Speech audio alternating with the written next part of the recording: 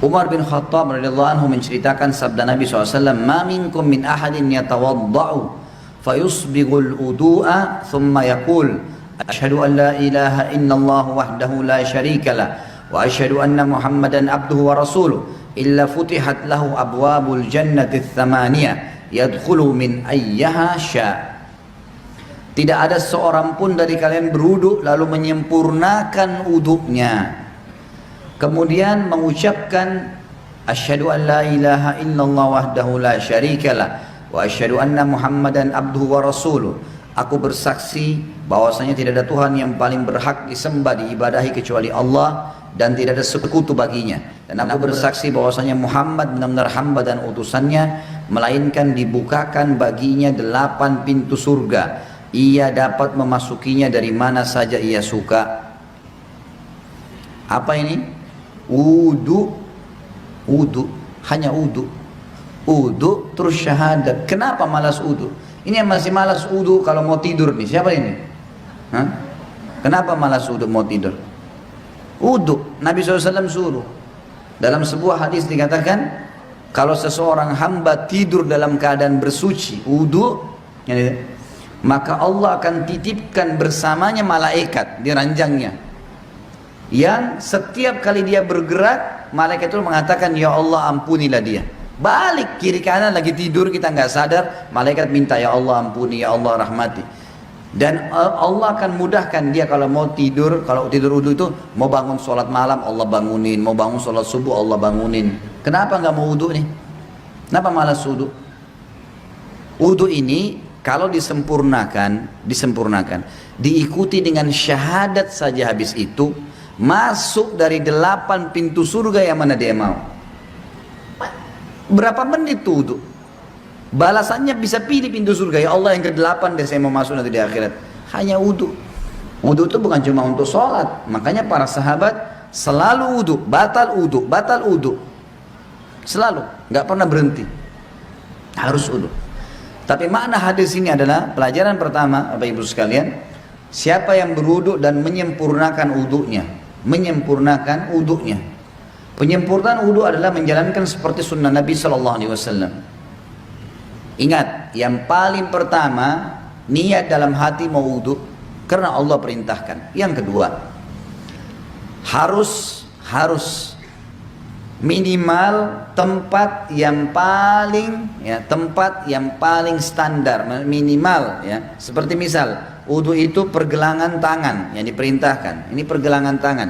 Ini batas minimal. Penyempurnaannya adalah menyentuh semua batas minimal. Kurang sedikit wudunya nggak sah, sholatnya nggak sah.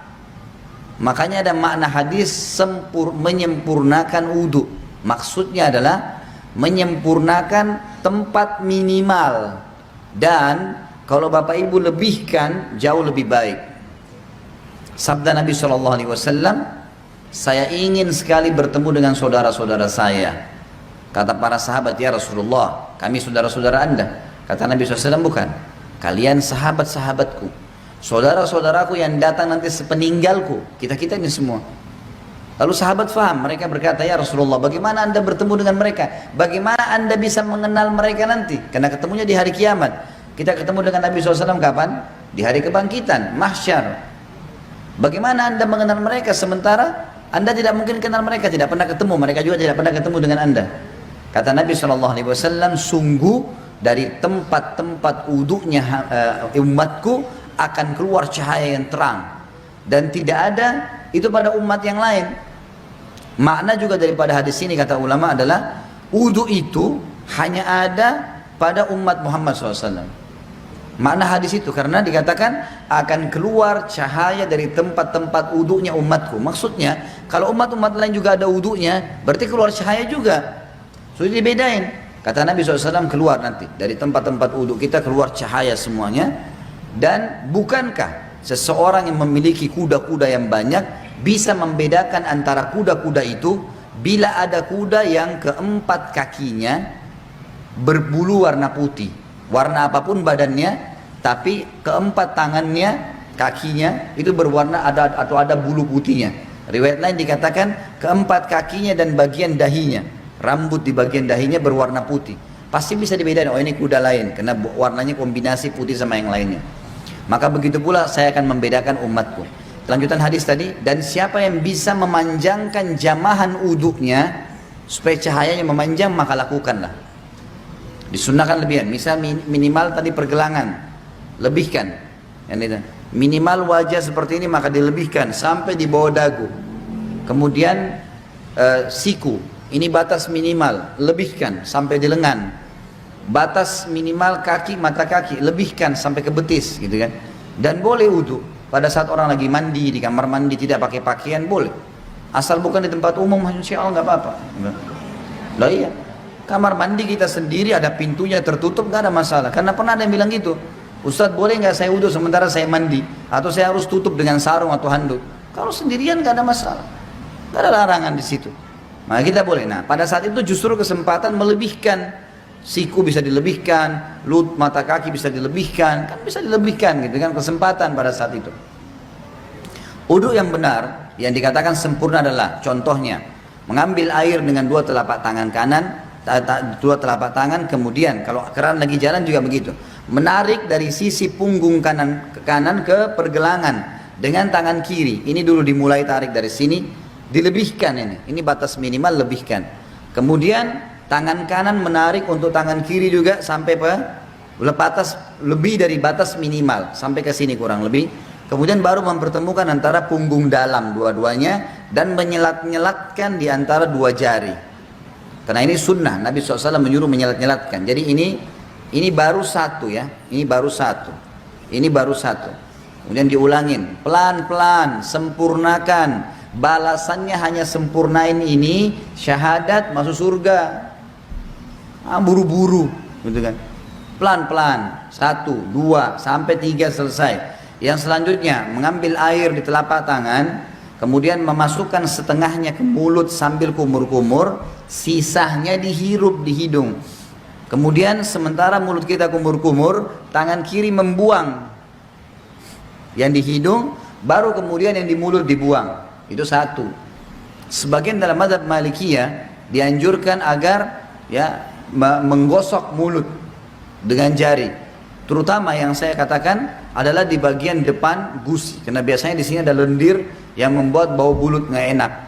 Kita kalau wudhu sebentar misalnya lagi kumur-kumur, bapak ibu coba masukin di bagian depan ini sering ada lendir 4 sisi ini. Itu kalau dikeluarin bau mulutnya jadi hilang. Itu dianjurkan. Sebagian juga ulama mengatakan dianjurkan kumur-kumur maksimal, karena ada hadis yang lain berbunyi, tidak ada seorang umatku, tidak ada seseorang pun dari kalian berwudu seperti wuduku ini, Nabi SAW praktikin, kecuali akan berjatuhan semua dosa-dosanya bersamaan dengan tetesan air terakhir. Termasuk di sini kumur-kumur dimaksimalin supaya dosa mulutnya jatuh semuanya, gitu kan. Kemudian wajah, ini tentu 3 kali diambil, dimasukkan di mulut sambil kumur-kumur, lalu sisanya dihirup, dibuang dengan tangan kiri. 1, 2, 3. Setelah itu mengambil air dengan 2 telapak tangan, kemudian dari awal tumbuhnya rambut sampai 2 jari di bawah dagu, dari awal kuping kanan dengan kuping kiri, dimasukkan di wajah, kemudian diputar. Ini 1, gitu kan. Kemudian 2, ini semuanya kena, dan seterusnya 3. Bagi teman-teman yang berjenggot tentu diselat-selatkan, sunnahnya begitu. Diselatkan jari di antara jenggotnya, sebagaimana mungkin kalau jenggot seperti saya mungkin dimasukkan begitu. Kemudian telapak tangan kanan ditarik dari sisi kanan punggung, ditarik sampai ini, ingat ini batas minimal. Banyak orang wudu ininya nggak kena nih, ini nggak kena, ini bisa nggak sah wudunya, nggak sah sholatnya. Jadi tarik sampai sini nih, kemudian baru diputar ke dalam, 1, 2, 3 sampai 3 kali. Kalau misal air kerannya di atas ngalir di keran dan kita mau tarik dari atas boleh, tarik di atas batas minimal ya. Jadi ditarik dari sini di atas siku, tarik ke bawah, kemudian baru diputar ke bagian dalam. Kanan dulu baru kiri. Setelah itu baru kepala. Kepala ini diambil air. Sunnah Nabi SAW ditarik dari awal kepala sampai ke tengkuk, ya, sampai ke batang leher. Kemudian ditarik lagi ke atas kembali. Lalu jari telunjuk masuk ke dalam lubang, ibu jari mutar di belakang. 1, ya. Ini satu-satunya yang dilakukan 1 kali saja. Kalau semua tadi anggota tubuh, telapak tangan, tangan sampai siku, wajah, ini semua 3 kali. Kumur-kumur, bersihkan hidung semua 3 kali, kecuali kepala cuma sekali. Bagi ibu-ibu yang rambutnya panjang, ditarik sampai ke tengkuk, lalu ditepuk-tepuk ke atas, sampai kembali ke depan, baru kemudian masuk ke sini, baru diputar. Selanjutnya telapak kaki dibasuh minimal mata kaki, lebihkan ke atas, supaya memang sempurna.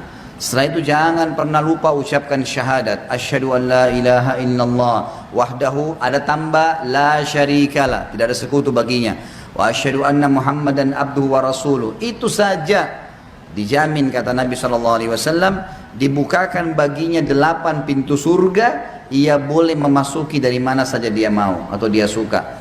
Di dalam hadis yang lain disebutkan bahwasanya Nabi SAW bersabda, riwayat Imam Tirmidzi, siapa yang membaca setelah syahadat Allahumma ja'alni minat tawwabina, sebaiknya dia membaca setelah syahadat Allahumma ja'alni minat tawwabina waj'alni minal mutatahhirin.